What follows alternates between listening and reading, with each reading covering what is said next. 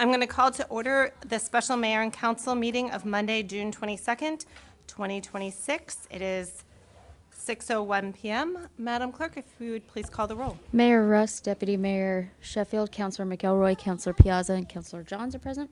Thank you. New business. Councilor McElroy. Thank you, Madam Mayor.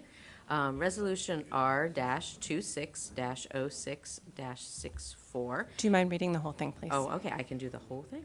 Absolutely. Resolution that the mayor and council accept and approve the retirement of Battalion Chief Chester Kinnicky from the City of Groton Fire Department effective June 30th, 2026. Whereas Battalion Chief Chester Kinnicky has informed the mayor of his intent to leave his position with the City of Groton Fire Department by reason of retirement effective June 30th, 2026.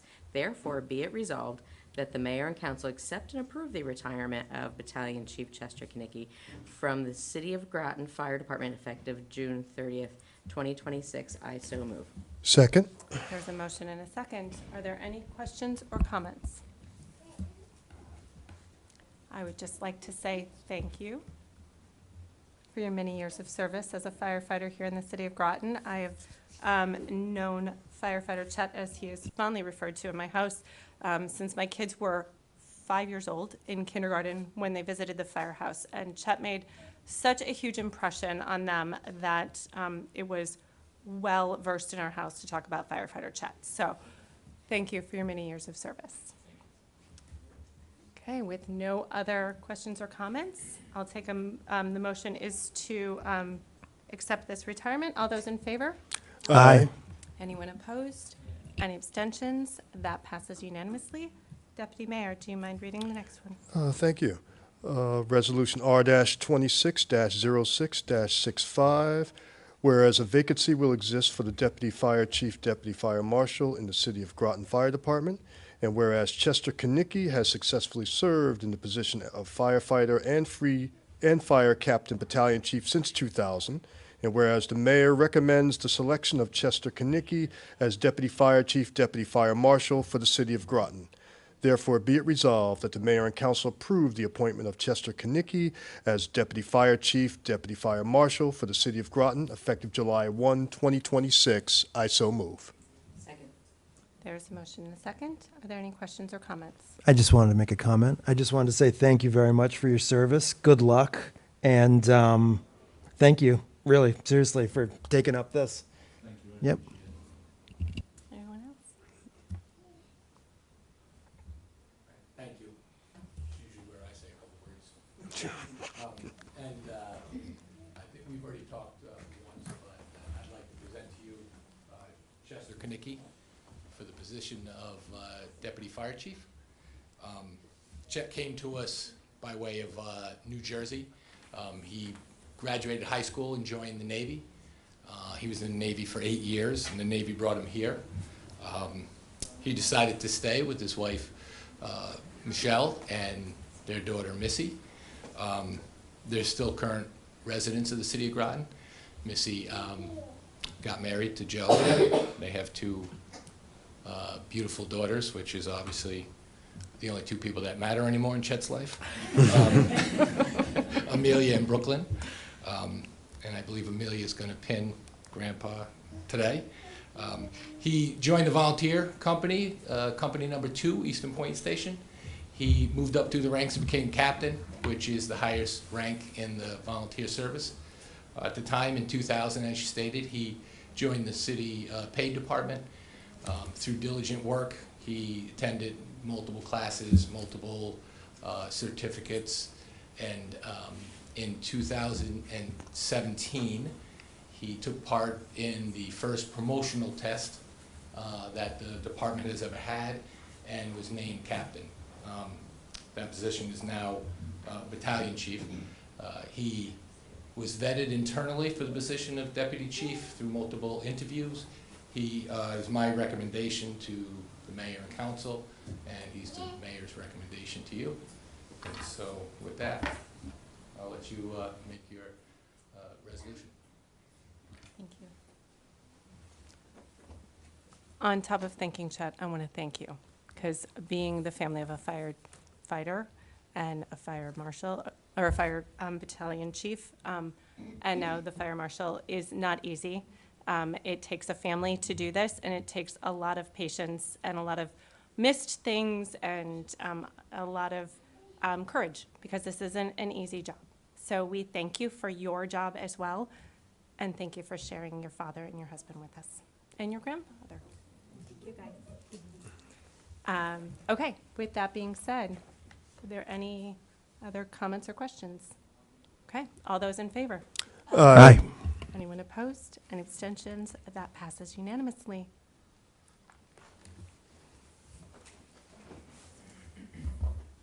Thank you very much. Please raise your right hand.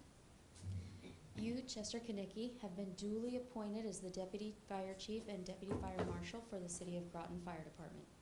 Do you solemnly swear or affirm that you will faithfully discharge your duties according to the rules and regulations of the Fire Department, the City of Groton, and the State of Connecticut? That you will faithfully serve the citizens with honor, integrity, and to the best of your ability? I do.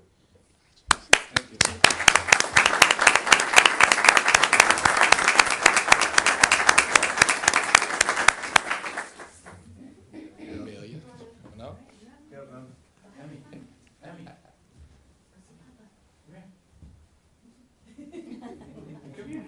She's like, I don't know.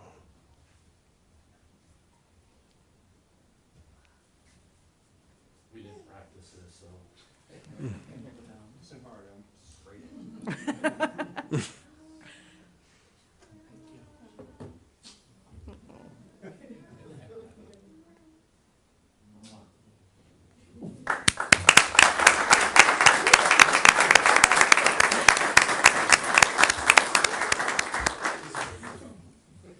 Yeah, I guess I'm supposed to say a few words.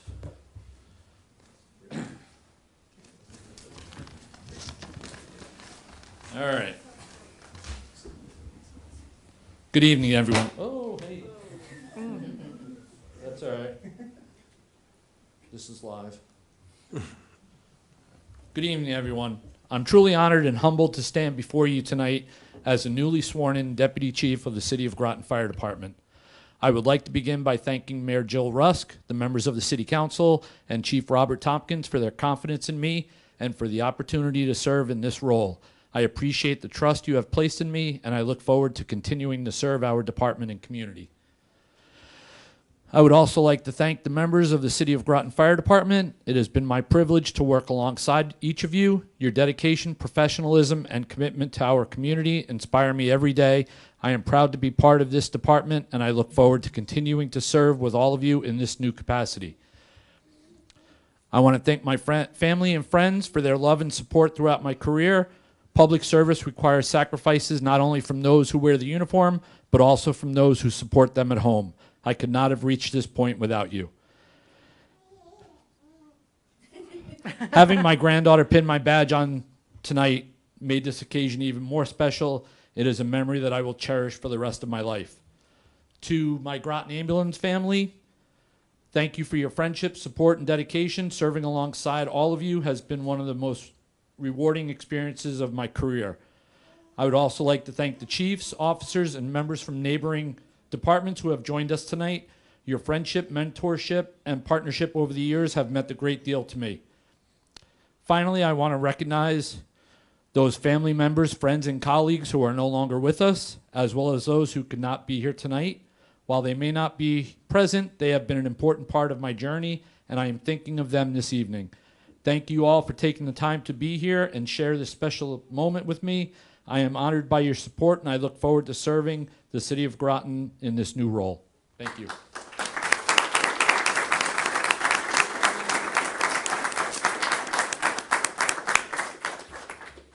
With that, I will take a motion to adjourn from the mayor and council. Motion to adjourn? Second. There's a motion and a second. All those in favor? Aye. That passes unanimously. We will take a short recess to congratulate our new deputy fire chief.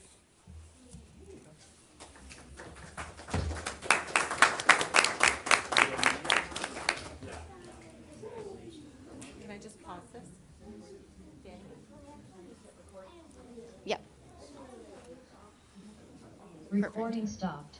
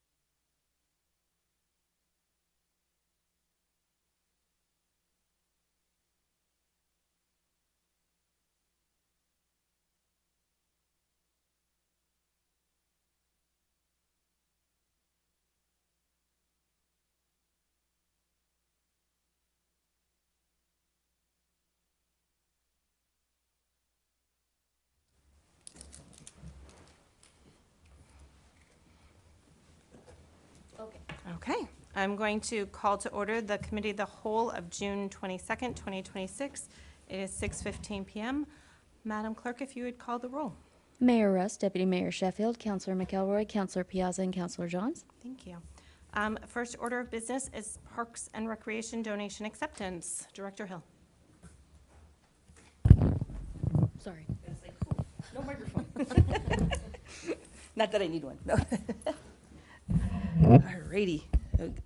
Good evening, Mayor and Council. So I come to you today, Connecticut Sun Foundation, the foundation, and Brittany Griner has reached out to us to give us a donation towards a playground development or revamping, and we have one in the works. We had budgeted this past year for the 2 to 5 year olds toddler playground in the park that we had to remove because it was unsafe. So they wanted me to come to make sure you guys would be accepting of the $25,000 that they are willing to give us, with the goal of getting it in the ground and having ribbon cutting by the 24th of August. All right. So, but the good thing is we already have a design, we already have a quote, we had all that stuff already laid out because we budgeted for it. So this is it's kind of bittersweet for them because they are leaving, but this is one of the things they can want to continue to still invest in the community that they currently are in. And since we already have the basketball court, they just thought this would be another addition to the park that they could contribute to and say, we did that.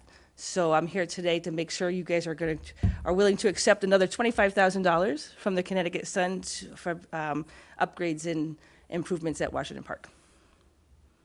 Any questions or comments? Deputy Mayor. Mary, thank you, and for, like I said, and thank Brittany Griner for reaching out to us for the donation. Now, what specific targeting things would you like to see at Washington Park utilizing that funding? No, so we budgeted for a play structure, like a playground equipment because we have one that was removed from the park because it was unsafe. So our goal is to replace that, which we had it in our current budget under capital. So this is going to help us pay for half of it. Okay, great. So we'll have that extra $25,000 in capital after we're done. So good, great. they did want to work with colors and different things, and I'm like, I have a design. If we move colors, I may not have it by August 24th. So and Brittany wants to be here for the ribbon cutting. Oh, excellent. So I will keep you guys informed when that happens because she and some of the other players from the team are going to be part of this. Okay. Something a bit off topic, I guess, not the clinic coming up this Thursday. What time, do you know? Yeah, I believe it's, sometime in the afternoon. I sent you a meeting. If you look through your emails, it should be in there. I'm sorry, don't I have can on find there. it too and send it to you. Jordan's been taking care of that because now with Val not in the office, I'm kind of doing all that stuff too. So I'm kind of like, that stuff's not quite on my radar right now. I said it came. I know it's Thursday. Yeah, just say 25th came up quick, so I wasn't sure what time. Because we have another thing coming that it hasn't been announced yet, but we're going to do the Sun Under the Stars on the 22nd of July. They're going to live stream one of their away games outside on the hill, outside on the basketball court where we have concerts. So that's another thing that we're doing with them. So Okay, great. Yep. Okay. a little off subject, but It is from 4 to 6 PM. 4 to 6. Okay, great. You were sent a meeting invitation. You should have that in your emails. Okay, I didn't see it, but maybe I missed it. Okay. No worries. All Counselor right. Johns. Thank you. I'm sorry. Okay. Thank you, Mayor. So a little off topic as well. Will there be No, I'm just kidding. So I was going to ask though. Wasn't there talk like that the Connecticut Sun was going to be? Are they? Is that? they are.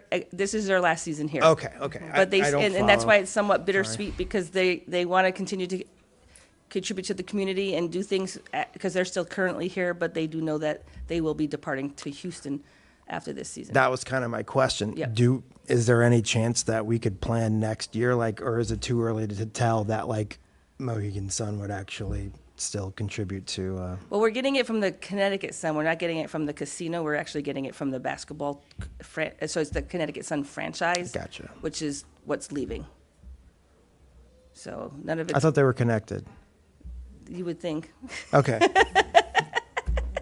Never mind. Counselor McElroy. Thank you. Professional curiosity. Who designed the playground for you? So we worked with New England Recreation Group. They've done our other playgrounds and like the one at the beach, the swing set upgrade at over here, the exercise equipment. So they're on the state bid, so they're easy to work with. So we have a footprint already of the existing, which has a poured in place Yeah. ground covering. So we don't have the wood chip, we have that rubber stuff. So we kind of had to work with. Then they installed that for us. So they worked with us to make sure we didn't have to pull it all out. We just have to. We pulled out the old equipment, and there's voids underneath it, but they'll only have to fill the voids and then close it off with the surfacing company. How much did the piece cost? The whole project is $47,000 and change, so they're giving us $25,000 towards it. That's a nice chunk. Yep. I mean, I do have a design. I have copies of what it's gonna look like if anybody wants to see it. I love seeing playground things. I'm like, can I see? Who did you Yeah, talk to? here. I'll slide it over. I'll bring it over when I'm All done. right, thank Anybody you. else want to see what it's gonna look like? I did bring some pictures. Counselor Piazza. Thank you, Mayor.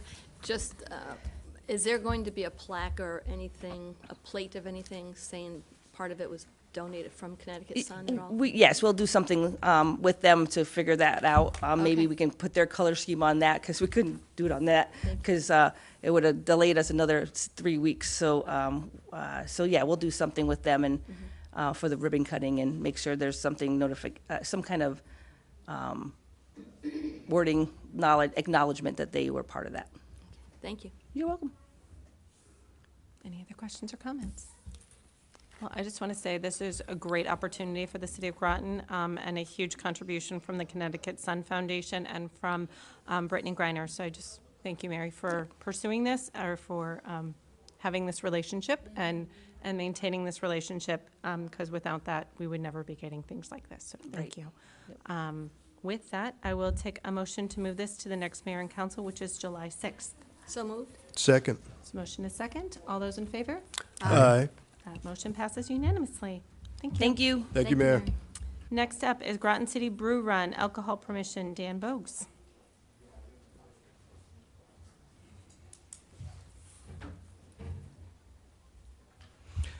Good evening. My name is Dan Bogues. I'm the manager of communications and community outreach for Groton Utilities.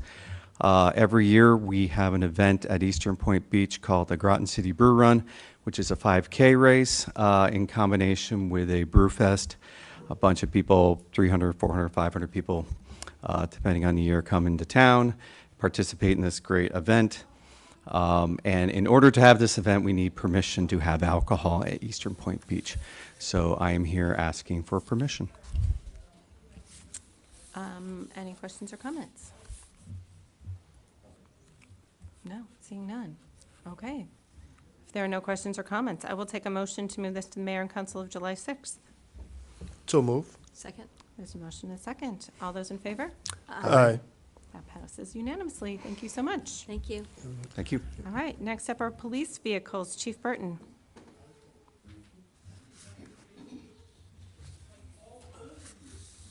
Good evening, Mayor and Council.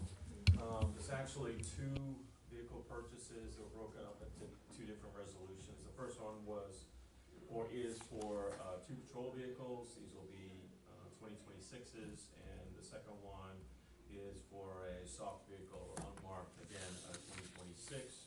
These will all be the Dodge Durangos, the current color scheme that we had, which is the all black with the white lettering. It is part of our budget. For the new fiscal year, it is already accounted for as far as the amounts. The two patrol vehicles are $116,980. The unmarked is $41,645,000. And like I said, that funding is already in place.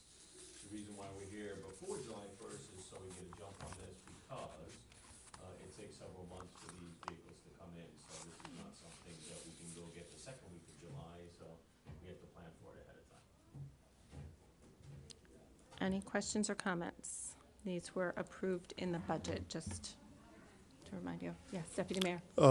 Would this be all we'll need for this fiscal year as far as vehicles go? So if you remember when I first came here, we put together a fleet replacement program. Right now, we're on a 3-vehicle cycle. At that time, it would take approximately 7 years to cycle through our fleet to reduce our maintenance costs. That was the goal. We have been successful in that this year.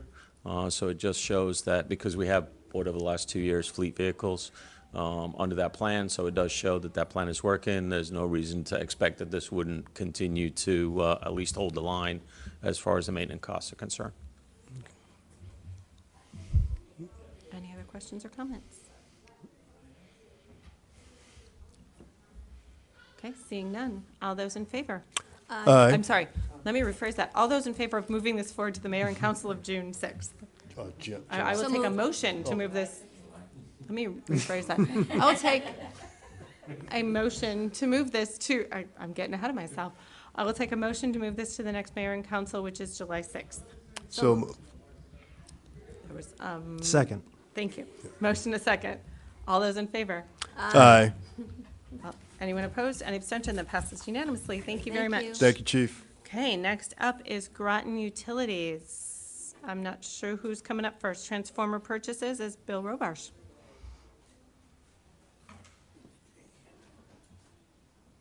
Good evening, Mayor and Council. I'm here evening. tonight to request your approval to purchase 10 pad mount transformers. These are the larger transformers that we typically feed apartment complexes, stop and shops, things like that. We have a couple of large developments coming. I think you're probably aware of. Let me see if I can. I think the first one's called Columbia Gardens. That's down near the Groton Library. And the second one is Vista Point up on Fairview by the old Oddfellows homes. So we need transformers for those. We also need transformers for the yard, so we have a min and a max that we have available should we ever have failures. The total cost for the transformers is $165,344.30. We utilized our purchasing agent. We went out to bid. We had 23 bids for the transformers. We select based on a couple of different factors, pricing, and also on the way that they are manufactured, so the quality of the product with the irons and the cores, et cetera, the copper. So I'm looking for your approval to go with Clen, who was the low bid on 2 of the 3 categories. There were 3 sizes for transformers, 150 kVA, 225, and 750. They were just a little bit higher. They came in second place on the 750s, but they were only by a couple $1,000s. So we feel it best that we go with one vendor. Feel very confident with these guys. Delivery is, we expect to be about 6 months out. Any questions that I can help you with or answer? Deputy Mayor. Well, Bill, we discussed this, I believe, in the last session, that there was a shortage of transformers. Obviously, you were able to find some and acquire, and we hope to, again, make a purchase on them. And again, the wait of 6 months, that's probably the fastest we'll get as far as how these transformers are being manufactured. So it's great that we're able to have this opportunity to acquire them for the city. Now, are there any transformers that are kind of, do we wait till they're actually worn out completely, or some need to be replaced kind of soon, or, you know? Great question. So we'll run these to fail. We do some, condition assessments on them. We have a technician that does thermography, which is looking for hot spots, et cetera, on them. So some predictive maintenance. But these are typically, like I said, several of them are spoken for those 2 developments, and then to reclaim back to our min-max compliance that we have in inventory. So you brought up a good point about the 6 months. 2 years ago, we were waiting up to 2 years for these transformers. So we really want to be timely, make sure that we have enough there to take care of, events that we have, right? Yeah. Now, how much would the stockpile, I guess, would there be, whatever we need to replace with, how much leftover would we have to, just in case another breakdown or something like that? Yeah, I don't have the exact numbers, but for each size, we have, a min and a max for each one. So the 750s, for example, they provide a lot of current. We need 4 of them for the development that's going up on Vista Point. And I did look up, I think I saw there's going to be 250 apartments up there on the hill up there. So that gives you a good example of what we have. The other Columbia Gardens, I think, is 125 apartments down there, so a different size transformer. It's all about the load, right? So we take that into account, certain sizes for the Stop and Shop, ShopRite, things like that, the malls. So that's all comes into the decision on how much we stock. But the whole intent is to make sure that we have enough spares to make sure we're good. Okay, great. Thank you. Yeah. You're welcome. Counselor, oh my goodness, there we go. Go ahead. 'Cause Thank it's a you, day. Mayor. I was going to ask, a couple of questions. Sure. What's the lifespan? Is it hard to predict? Because it could Well- pop like at any time, really. They're oil-filled transformers, and again, we do maintenance on them. The thermography helps a lot. We look for hot spots, so it'll prevent from, burnt-up terminations, et cetera.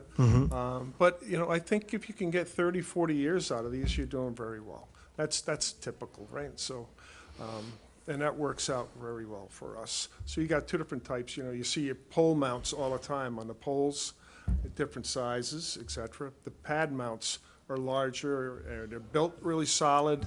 And again, we really look at, when we determine who we're gonna select to go with, the quality, the reliability comes into it. So there are actually some testing that they do in-house, mandatory testing, that provides us with variable information for, for under load, what's their efficiency, on standby, what's their efficiency, and you really look at what it's gonna cost the utility to run it. So we look at pricing for the unit, and then what's the cost to operate, so, and that comes into the decision on how we're gonna go, right? Thank you. And so my other question was, and again, personal knowledge. So when, a group comes in and actually, starts to develop, do they also have to contribute to the cost of some of this stuff? Because, that would be a shame if they didn't, right? So that's a great point. So we provide transformers up to 225 kVA. Anything above that, that is to be paid for by, for example, Vista, right? So they're going to be purchasing for them.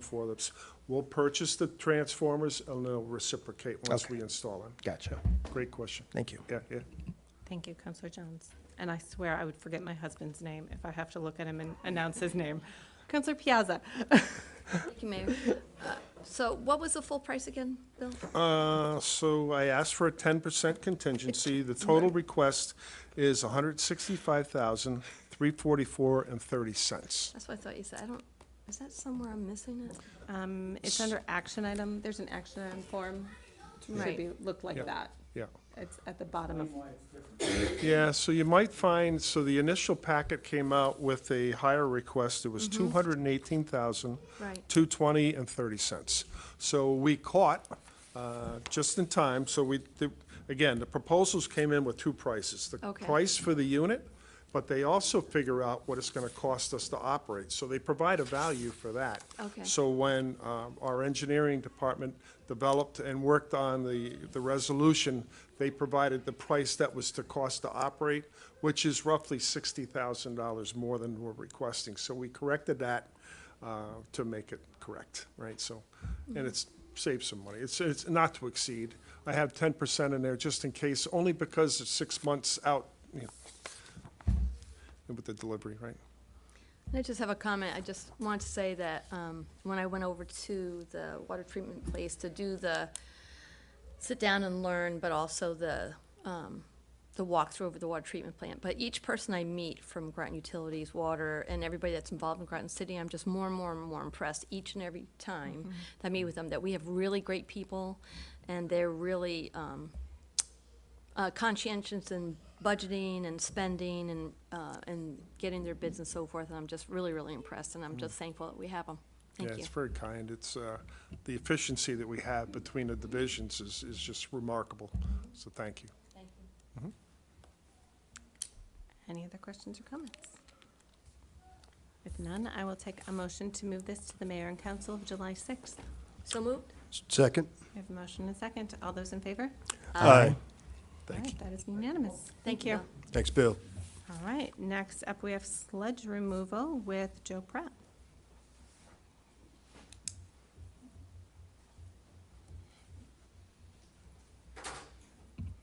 Hi, I'm Joe Pratt. I'm the manager for the water and wastewater of operations. I'm just coming to let you know that we went out to bid for the sludge removal at the wastewater treatment plant. We received 2 bids, and we took the lowest bid. We're familiar with the company, so we're not worried about anything, and the loads are 6,500 gallons a load. We're gonna do a little bit more, maybe 5 to 6 loads a week right now, because our digester's down. But any questions on this? Deputy Mayor. When does the removal begin upon, after the contract? July 1st. July It'll start 1st? July 1st. Okay, yes. and Yep. how long will it take We- as far as the process, I guess? We'll want them right away. Okay. We do have enough storage that if there was a problem with trucks and stuff, we can store probably 2-3 weeks, maybe even more now. But they'll start that first week, Okay. and they're ready to go. We've already talked to them. And this is, I'm sorry. Go ahead. This is a 3-year contract. How often do they come? They come probably, it all depends on how much is coming in, but usually 3 to 5 loads a week. If you have not had, I'm off topic a bit, but if you have not had the opportunity to tour, I highly recommend taking a tour so that you really understand what they do. It's a amazing process. It is not glorious by any means, I will say, but it is truly amazing how much work that they all do. And again, great employees who do a great job with what they have. So if you have that opportunity, definitely take advantage of it so you can understand why this is so important. Yeah. It does help to go really see it. All right, with no Ma'am. other questions or comments, I will take a motion to move this to the next mayor and council of July 6th. So moved? Second? Okay, all those in favor? Aye. Anyone opposed? Any abstentions? That passes unanimously. Thank you. Thank you. We are moving on to water treatment chemical purchase. Okay, it's the same thing. We went out to bid. We received like probably 8 bids on this. We took the lowest bids for each chemical, and we've dealt with those companies also, so we're familiar with those. So, any questions on the chemicals? Any questions or comments? Are we all in the? Okay, good. All right. Seeing none, I will take a motion to move this to the mayor and council of July 6th. So moved? Second? Motion and a second. All those in favor? Aye.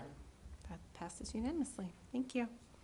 And we are moving on to granulated activated carbon filter purchase. Okay, so we, at the filtration plant, it's the clean water plant, and that'd be another good thing to take a tour of, just to see how everything operates there. So if anybody wants a tour, they can get a hold of me, and we'll do Just contact the mayor's tours. office and we Yep. can definitely get you in. So we have 4 tanks. We use the granulated activated carbon. It helps remove like organics. It helps clean the water a lot better. It's a filter. Well, it absorbs. So the problem with absorbing it, it gets loaded, and then you have to get rid of it and get new ones. So this is the 4th one. Each year we replace one. So this is the 4th, and then we'll go back and just rotate it through. It's like a maintenance program, and it helps with regulations. Any questions? Deputy Mayor? I see, I guess, the delivery, 8 to 10 weeks after? Is that how long? Yeah, we've been trying to do it. We asked to get this right away. It's budgeted, and then usually in October is when they come and do it, with the company. They're the company that, when we did the upgrade, they provided this, and we stay with them, so all the tanks have the same carbon. Okay. But, and they've held the price for the last 4 years. It hasn't gone up, so Good. it's good. Okay. Yes. Yeah. And just to confirm, the reason why you have to bring this here is just because it's over a specific threshold? Yes. Okay. Yes. Yep. Thank you. It goes to the Groton Utilities Commission first for approval, and then will come here. Any other questions or comments? Okay, seeing none, I will take a motion to move this to the mayor and council of July 6th. So moved? Second. There's a motion and a second. All those in favor? Aye. That was unanimous. Thank Thank you. you. Thanks, Joe. Thank you. Water main replacement, Kelsey Odell.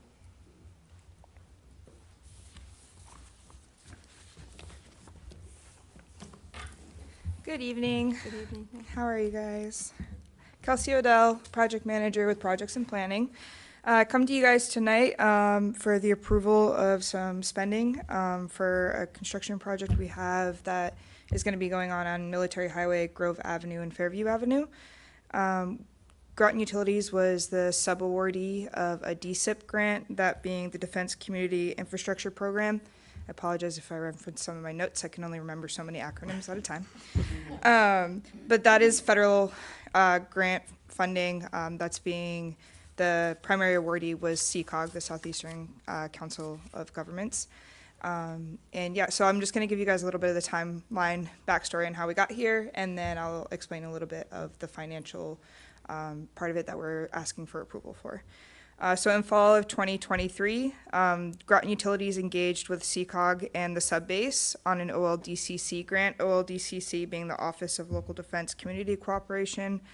That was an engineering grant that had 4 parts to it. This was one of the 4 engineering projects that we underwent.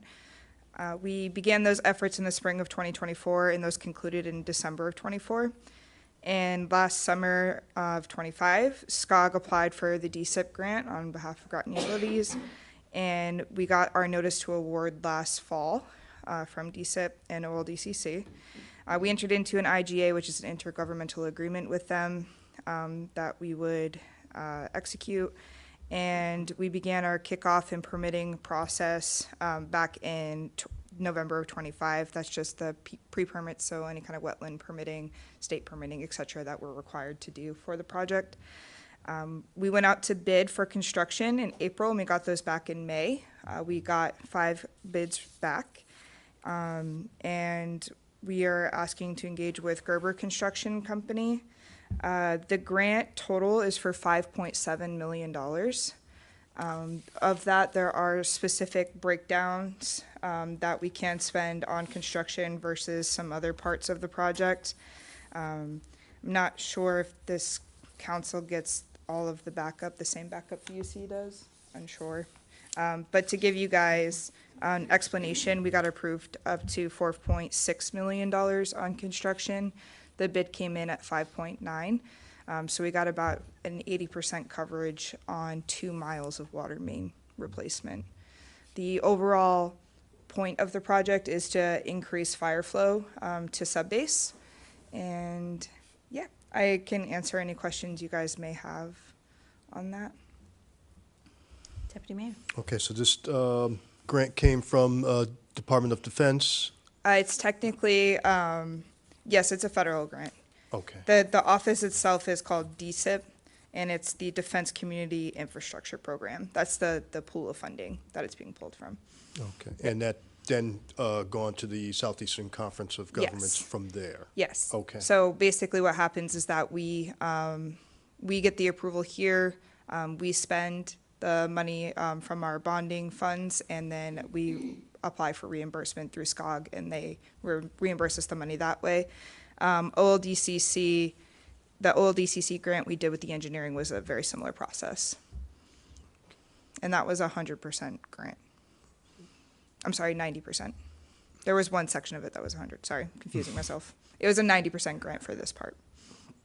And when do we expect to begin construction? So in the initial timelines, we were expecting to begin April or September of this year. We're thinking we may have to apply for an amendment for next spring. We're still shaping that up at the moment with how permits are coming back, but we'll notify not only you guys, but the public as well when we do actually go out to construction.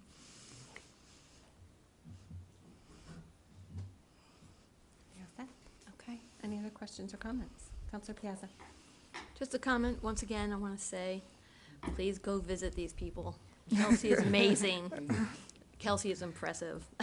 Kelsey is, That's she's very like on the kind ball. of you. She really is. So, I mean, I'm sure a lot of people know, but I mean, she's like, her presentation was amazing. And just all of what she's just presented now is what she presented before, and she just really explains it out really well. And I'm hoping a lot of our constituents are listening and, you know, even like knock on the door, tap on the door and meet these people and really see that they're really, you know, cost-effective, conscientious, and really want to do things and keeping the public alert. So I thank you for that. Yeah, no, thank you. And it takes a village on our side, so we have a great group of people that help. Any other questions or comments? Okay. Seeing none, I will take a motion to move this to the Mayor and Council of July 6th. Second? So moved. Second. There's a motion and a second. All those in favor? Aye. That passes unanimously. Thank you. Thank you, Kelsey. Thank you, Kelsey. With your permission, I'm going to ask that we move executive session up before the parking ordinance discussion, so that we can facilitate the majority of the staff who are still here. Are you all okay with that? Okay, then I will take a motion to go into executive session. Second? There's a motion and a second. All those, oh, I'm sorry, let me redo that again. I will take a motion to move into executive session pursuant to CGS 1-206E to discuss privileged written communication received from the city attorney to the mayor's office regarding the Giordano Family Trust, to include the mayor, the council, and attorney Brian Leclerc. Second. Motion and a second. Any questions? All those in favor? Aye. Anyone opposed? Any abstentions? That passes, and it is 6:47, and we will go into executive session.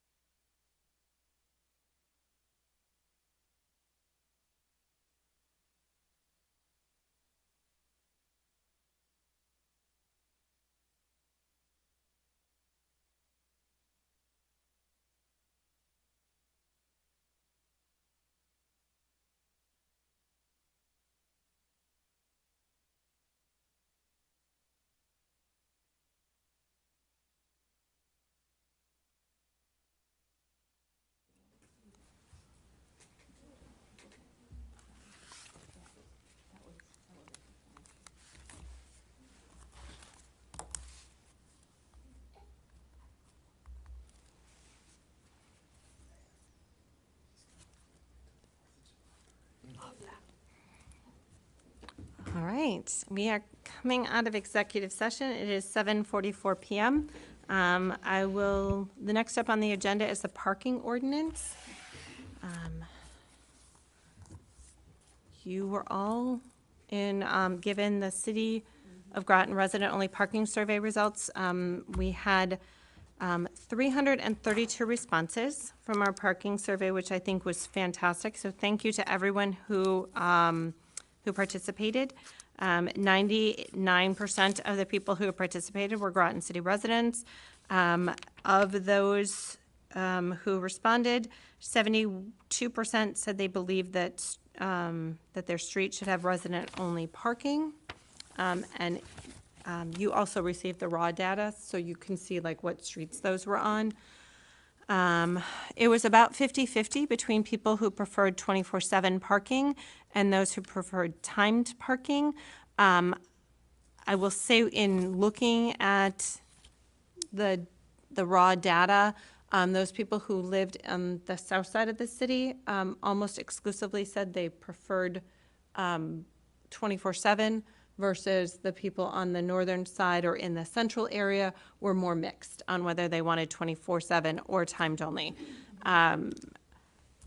For resident only, or for timed parking, those who wanted that, if it began at 6 a.m., it was really an even split between it ending at 3 p.m., 4 p.m., 5 p.m., and 6 p.m. They were all very, very close, between 15 and 20%.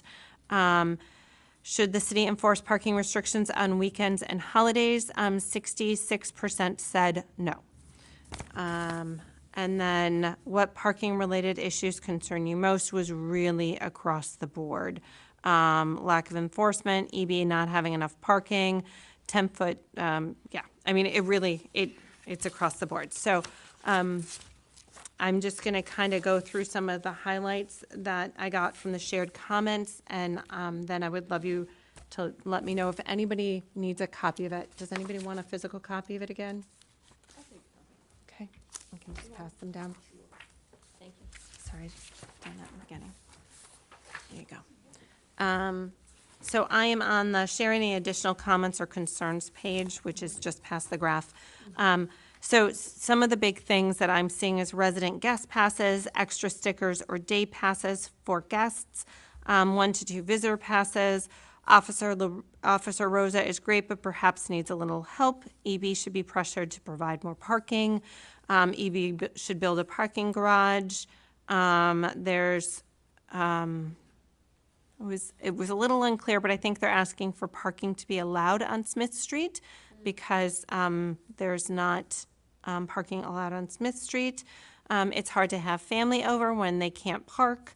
Outside of first shift, it's not really a problem. A lot of concerns about speeding, slowing down traffic on Mitchell, Smith, and Thames Street. Guests can't stop by without fear of getting a ticket. More speeding concerns. Visitor place placards would be helpful. Another one that said a placard would be helpful for guests. A time band makes more sense. It's nice to be able to have friends visit and not need a parking pass on weekends or outside of working hours. Permits for visitors would be better suited for our parking needs. Visitors and contractors are concerned they may be ticketed for people who come to your house. More concerns about speeding.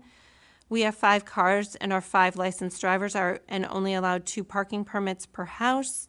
Also concerned about when we have visitors or overnight visitors from out of town, they could be fined or towed. Second, and there is a concern that if there's time parking, second and third shift workers may take advantage of that. And residents should have multiple additional passes for visitors to use on parking. Asking for Chapman to be a dead end. Resident and guest parking. Concerns with guests and visitors and deliveries not being able to park because they have nowhere to park. On Denison Street, only having street parking available, and when they have company over, they get a ticket. Hard to have visitors come to our home. Again, with accommodating visitors, deliveries, contractors, electric boat needs to build a parking garage. And I'm just highlighting a couple things that, kind of stuck out to me. Most concerns have been printing our street name on the parking sticker for security reasons.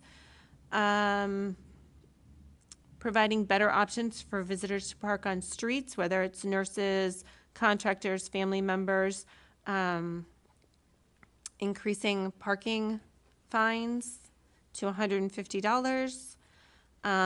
Concerns about having to give driver's license number on applications, street names on the stickers, only being allowed 2 vehicle stickers, stickers on the back window, tinted windows. If residents don't have a sticker, they should be able to show the police their registration and it should be dismissed. Only having 2 parking permits, residential sticker for every car I own. I was unable to get a pass to park on my own street. A difficulty to host guests. I think we've kind of hit most of the points here, but it goes on.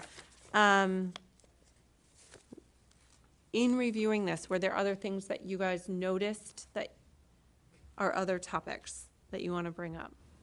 Yes. Well, you brought up Dennison Avenue, which is where I live, and obviously there's parking lot across the street from my house that people park, and and there's still people who want to park on the street and walk down the steps, to get to EB. So the recommendation I had always thought would be, would EB build a parking garage? But of course, you're going to may block somebody's home because it is partial residential, where you'd be blocking possibly somebody's view of the water or something like that. And again, where would you locate that parking garage to where, would there be commuter access somehow to get from the garage to the plant, something like that. But I'm not sure of what, if they gotta build up and not maybe so much out as far as the parking goes, so. So yeah, I this- will let you know, parking garage was one of the very first things that I've talked about with EB when I started here. It really is, in my mind, the only solution. And EB let me know very recently that they have put out their version of an RFP and have multiple people who responded back, and they are down to looking at 4 different groups, and that they are in the process of looking to build a parking garage on one of their current parking lots. Great long-term. Short-term means all of those people who are parking in that current parking lot will be displaced.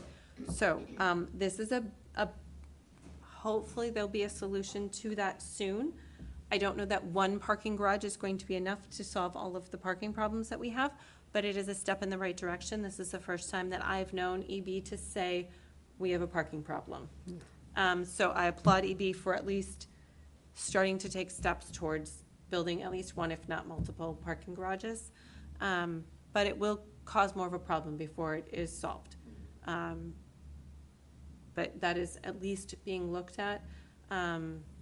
Not to get too far off topic, but I've also talked with them about possibly using water taxis while we are in this bridge construction, and that is another thing that they are looking at. So, I don't want to go too far off of the resident-only parking survey, but I really do feel like EB is at least looking at creative ways to try to help solve this problem, because this is not just a city resident problem, this is an electric boat problem. Because city residents wouldn't have to be dealing with this if there was enough parking for electric boat. I think, so over at the mall that EB has, there's a large amount of parking. And I feel like, that I can tell that they have, because they've opened up Pfizer's lot to EB. But also too, I feel like, that when you talk about water taxi, that would also be, because I've seen that they've gotten a couple more new buses.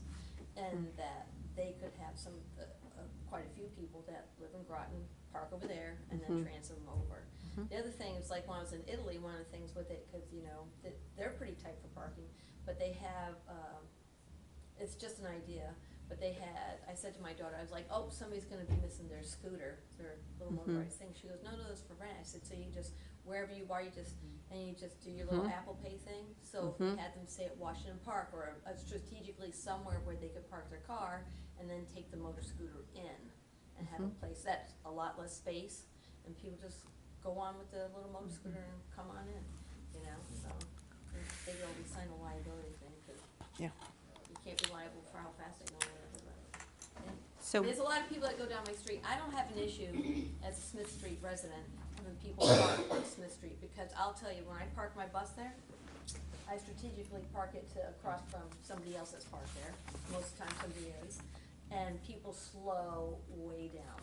So I think it's a great idea. I think it's a really good idea. It's a wide street, so at certain points, I think it would be a great idea to allow them. so business parking was another thing that has been brought up as a concern, so like 2-hour business parking. I just want to review kind of some of the things that we talked about changing in this ordinance and see, you should all have gotten the ordinance 250A. We talked about changing colored curb painting, the portion of the curb which has been painted, to post parking restrictions and prohibit are as follows: red, no parking or standing at any time; yellow, no parking; blue, handicap parking only, requires an official placard or plate. Parking signs, an official sign posted by the city or local traffic authority that provides instructions, restrictions, limitations regarding where, when, or how vehicles may park on the street or designated areas. Those are all under the very first of section 2.1. Another change is under section 3.1. At any time where colored curb painting indicates a restriction or prohibition on parking. That is, just to backtrack, at any time it shall be unlawful to permit any vehicle to park or stand in any of the following places except when necessary to avoid conflict or with other traffic, or in compliance or directions with a police officer or traffic control device. So it was to add that curb coloring that was put in earlier. Section 3.7. This is new. Mayor and council may designate by resolution specific areas with a residential district or a portion thereof a zone for which resident-only parking permits will be required. Each zone so designated may have its own particular regulation regarding resident-only parking permit. Zone 1 will be designated resident-only. This is like our beach zone, I'm gonna call it. And then Zone 2 will be designated as residential-only parking. The difference is, except on Saturdays, Sundays, or holidays, it will be unlawful to park between the hours of 6 a.m. and I have 4 p.m. I don't know if somebody wants to change that. For longer consecutive periods than that designated with a resident-only parking sticker in the central zone, which is that Zone 2, without a valid resident-only parking permit issued by the city of Groton. That would designate our Zone 1 or our beach zone as 24/7 parking, no, 24/7 resident-only parking, and our central zone as resident-only parking except on Saturdays, Sundays, or a holiday during the time zones of 6 a.m. and 4 p.m., or whatever time we want to say. So that's the proposal with that one. And please, if you've got comments during this, let's talk about it. Section 4.3, all fee schedules, including categories and amounts for parking violations, shall be adopted by resolution of the city council after receipt of recommendation from a local traffic authority. That was our fee schedule that we were going to add as a separate resolution that we talked about. And that's again noted in section 4.4. No, section 4.5, no commercially operated or licensed vehicle having a gross weight of 10,000 pounds or greater, nor commercially operated or licensed vehicle of any weight, but displaying a commercial message or sign greater than 60 square inches, an area not, I'm sorry, square inches in area, nor any personal or commercial trailer shall be parked or stored for more than 4 hours in a residential zoned area or in any public street abutting such zone except as followed. When actively engaged in the pursuit of business, loading, unloading, installation, repair, so basically like when you're actively working on a home, or in connection with any legally existing non-conforming non-residential use located in a residential zone, any on-street parking for such vehicle shall be restricted to the abutting street frontage area in the non-residential use on an occasional basis, not exceeding an average of 1 month when such use is in conjunction with the need of emergency repair response, such as by a utility serviceman, service person, or, I'm gonna circle that, or mechanical systems repairs or incidents used by, approved by the chief of police. So this is only in our residential areas. These are like tractors, trailers, tractor trailers, dump trucks, box trucks, large trailers. You can have those on your personal property, but it is a safety concern to have those on the road in case fire trucks need to go through. So that is why that was added. So no buses? You can put a bus. You couldn't put a something that can't be moved. So your bus is all in one, you can move it. I couldn't put my camper on the road that isn't attached to my truck because it can't be immediately moved. Yeah, because Yeah. the bus exceeds the poundage you're talking Yeah. about. And you couldn't have it like there overnight. Right, no, that makes sense. Yeah.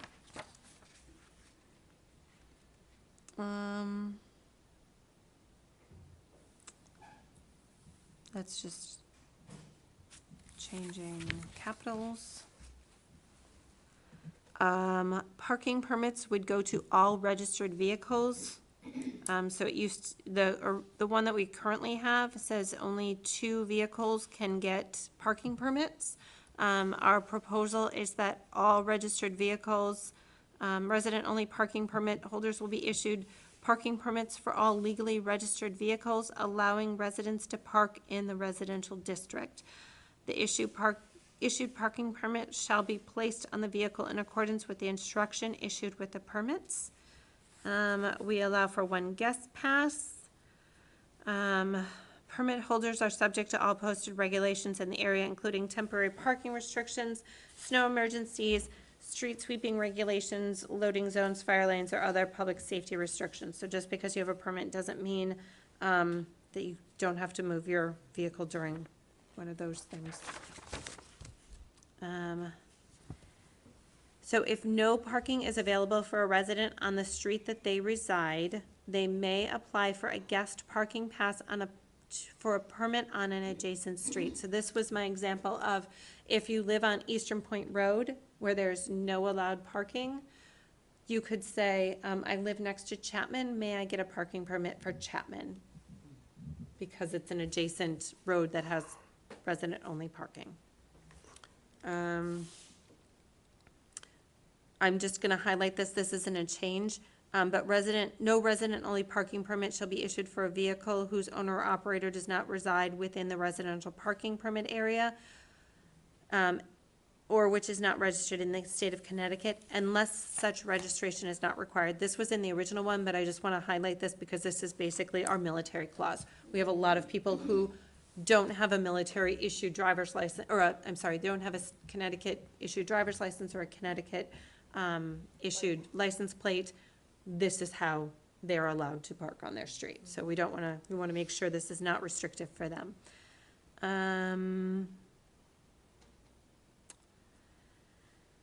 Whenever the chief of police or his designee shall find that an applicant qualifies under the provision of this ordinance resident-only parking permit, they shall be issued resident parking permits for each legally registered vehicle.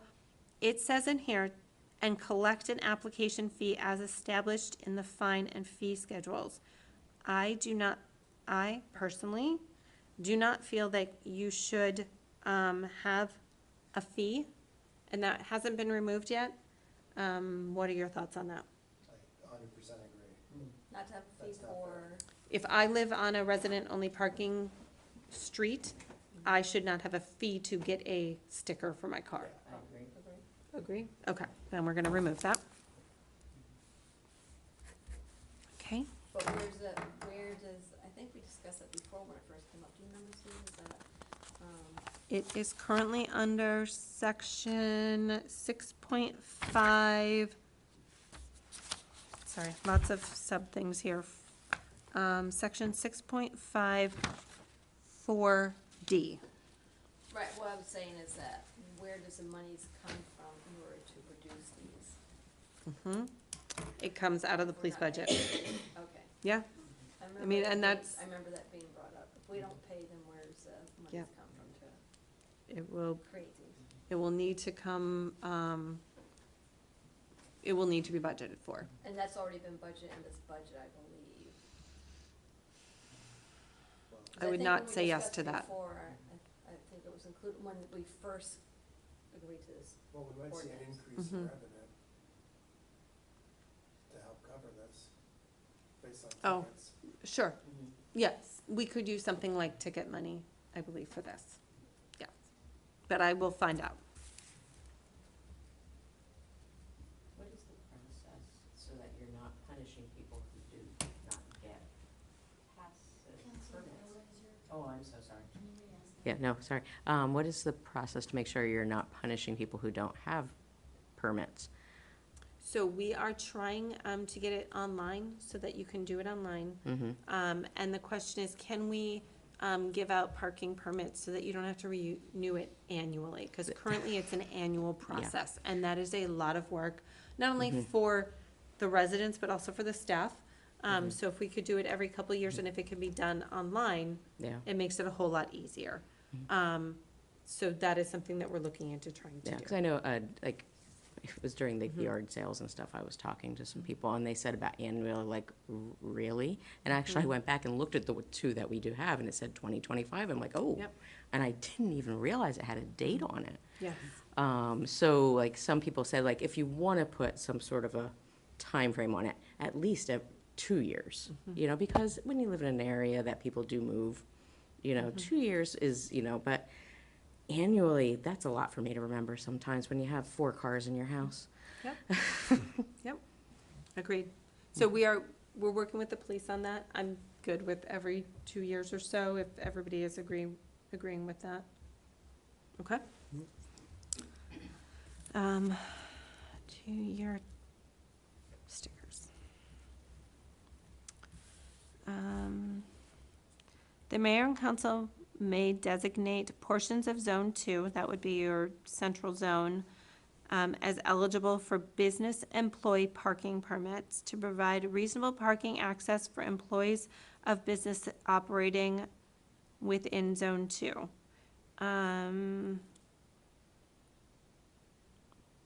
I have on here ad for businesses with no off-street parking. So, oh yeah, so the mayor and council may designate portions of Zone 2 as eligible for areas of business employee parking permits for businesses with no off-street parking to provide reasonable parking access for employees of businesses operating within Zone 2. And then it goes through, like, what they would need to do to apply for this. Is that like, for example, like Daniel's Barber Shop? Yes, so like, The place down the way on Thames Street, they don't have, yep, so like Danielle has come to us here and expressed concern about the fact that she doesn't have off-street parking.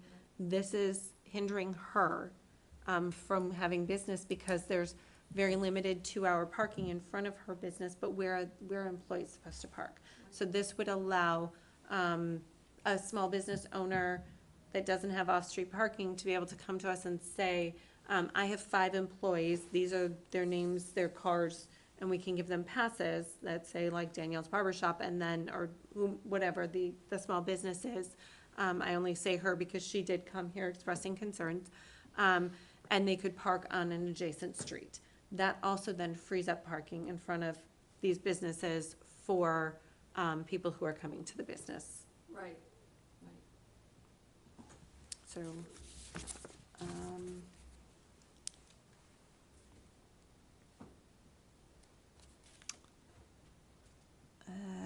currently it says resident-only parking permit expires on December 31st of each year and need to be reapplied for prior to being active going on to the next calendar year. Do you want to say every 2 years?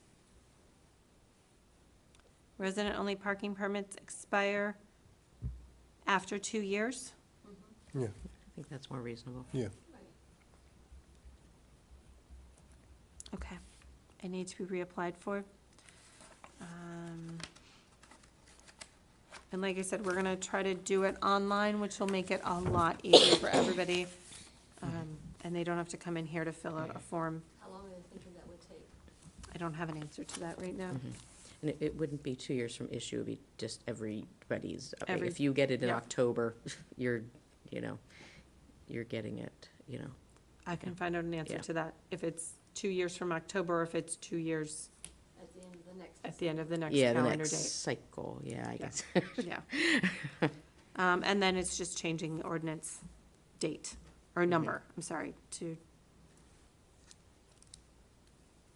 a new number. Any questions, comments, anything we need to add before I bring this to you? Are we good with moving this forward? Did we get a copy of that with all red? Yes, you did. Let's repeat. I don't have any issues moving it forward. I think I'll just review mine again. Okay. And if we move this to mayor and council and you're not comfortable with it, we can always send it back. Right. Our procedure for an ordinance change is, Listing as an ordinance. so we have to prove it twice, so that allows for residents to come out to 2 mayor and councils. We don't have to have a hearing, correct? Correct. Okay. So we will approve it at 2 different mayor and councils. Residents, please, if you've got any concerns about what we're talking about, please bring it forward. If you want to read it, it will be in the next mayor and council agenda packet as a whole. Please come out, talk to us, let us know, talk to your council, talk to the mayor. I'm happy to talk with everybody about this. I want to make sure that this is helpful for our residents and that it does not hinder our residents. That's the goal.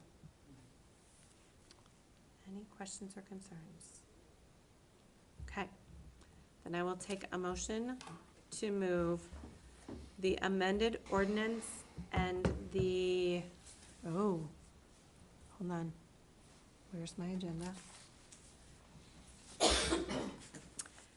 I'm gonna take a motion to move the amended parking ordinance and the resolution with parking fees, which is attached to this, to the mayor and council meeting of July 6th. Second. There's a motion and a second. Any questions or comments? All right, all those in favor? Aye. That is unanimous. Okay. Then I'm going to ask for a motion to suspend the rules and add a motion to the agenda regarding, let me find it. Approval of $1,400 for numerous City of Groton residents and business owners to be used to purchase complete flagpole set for our street flag program. So move. Second? Okay, so this is a motion to add it, to suspend the rules and add it to the agenda. Are there any questions or comments regarding that?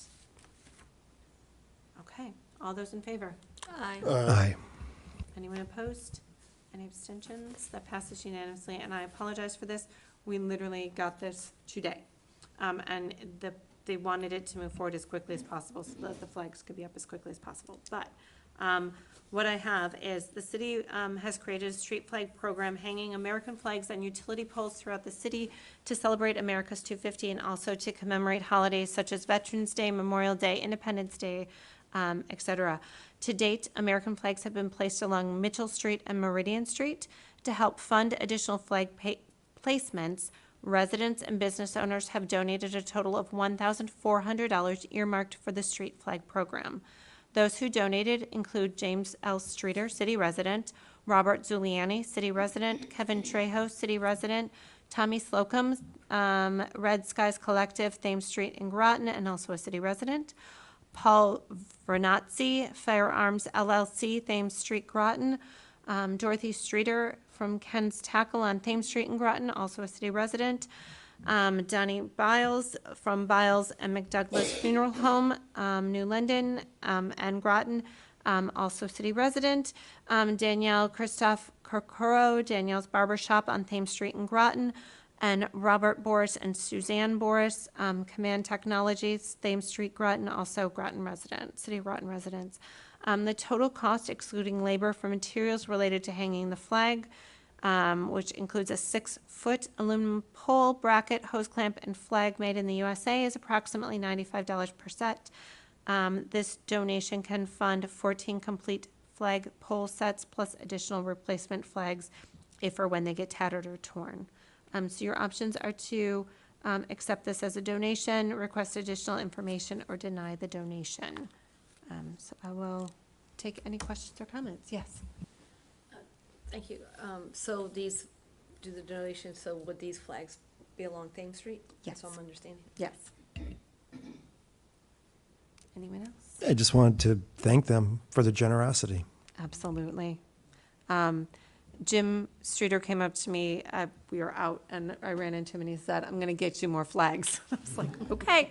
I thank everyone, Jim, for really spearheading this donation campaign. This started out as 10 or 20 flags purchased by the city and has now bloomed quite a bit into 24 additional flags between Mr. Streeter and all of the other people that we named tonight for donating money towards this project. So I'm really excited about this.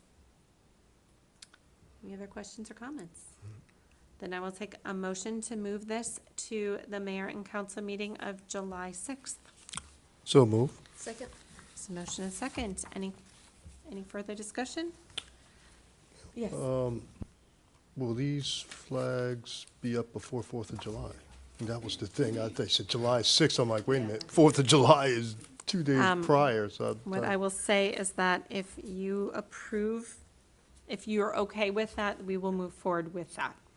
And we will use funds from a donation and then replenish those funds with this donation. We need to stipulate that in the motion. We can go back. Okay. No, because we can't make a It hasn't been, I don't know, it hasn't been voted on. You can amend a motion, you can amend the motion. We're not in a mayor and council to approve spending.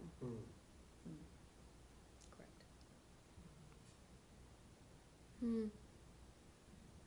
So, no.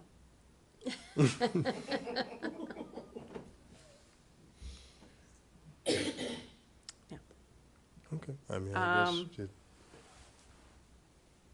there a way around that? Have a special M&C.